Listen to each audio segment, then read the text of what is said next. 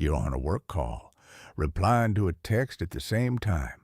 It feels smooth, like your brain is running two lanes at once. But ask yourself honestly, what did the person on the call just say? There's a good chance you couldn't repeat it back to save your life. You'll swear you caught every word. The transcript, if there were one, would disagree with you. This isn't really about phone calls. It's about every moment you assume you're doing two things simultaneously.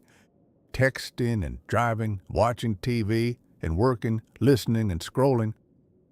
Your brain has a very specific answer for what's actually happening, and it's not what it feels like. The common assumption is that multitasking is a skill. Some people are naturally better at it, and with enough practice, you could get better too. Split your attention across two demanding things often enough, and you'll get faster at running both at once. Except that's not how attention actually works. There's a hard limit built into the system, and no amount of practice removes it, because the limit isn't about skill. It's about a bottleneck. In the 1990s, psychologist Harold Pashler demonstrated a central bottleneck in attention. When two tasks each require a decision, the brain can't process both decisions at the same instant. It has to cue them, finish deciding on one before it can start deciding on the other. That cue is invisible to you. It just feels like a very short pause. But it's there, every single time. A few years later, researchers Robert Rogers and Stephen Monsell measured exactly how much that cue costs. Even when people knew exactly when a switch was coming, switching between two simple tasks made them slower and more error-prone than doing either task alone, repeatedly. Being ready for the switch didn't eliminate the cost. It just meant you paid it predictably instead of by surprise. Later, work found the cost scales with how complex or unfamiliar the tasks are. The harder or newer either task is, the more expensive every switch between them becomes. Simple, well-practiced tasks cost less to switch between. Two genuinely demanding tasks cost the most. Here's the part that surprises people. In 2009, researchers at Stanford tested people who described themselves as heavy media multitaskers, the ones constantly juggling texts, tabs, and notifications, against people who rarely did.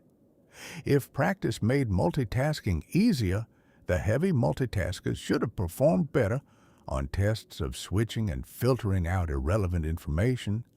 They didn't. They performed worse. The people who multitasked the most were measurably less able to ignore distractions and switch efficiently than the people who multitasked the least. This isn't confined to a lab task. It's the meeting where you're typing an email while someone asks you a question, and you have to ask them to repeat it. Ask someone to repeat something twice in the same call, and the problem was never your hearing. It's the driving while on a call research showing reaction times drop to levels comparable to legally impaired driving, even hands-free. Same bottleneck, different context every time.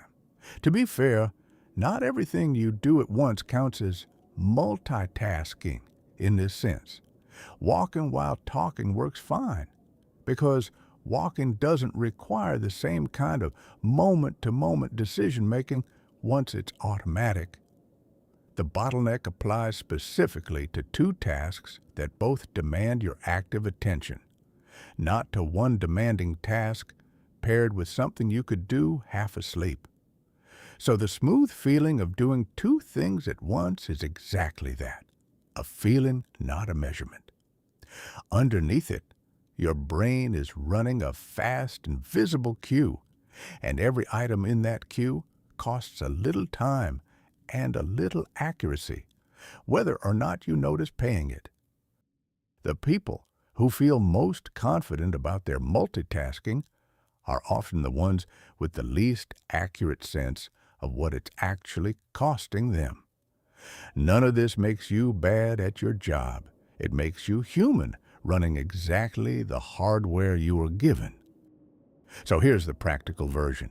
For anything that actually matters, a conversation, a piece of writing, a decision, don't interleave it with something else that also demands attention.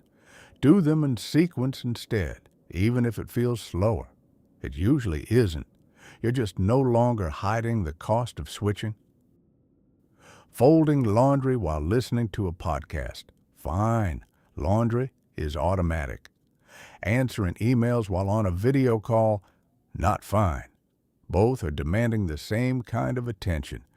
And if a switch is genuinely unavoidable, build in a few seconds of slack right after it.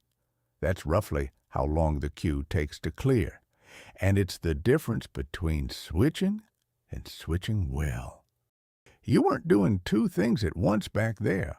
You were doing one thing, then the other, very fast and paying for it quietly. That's one more piece of being human. Decoded.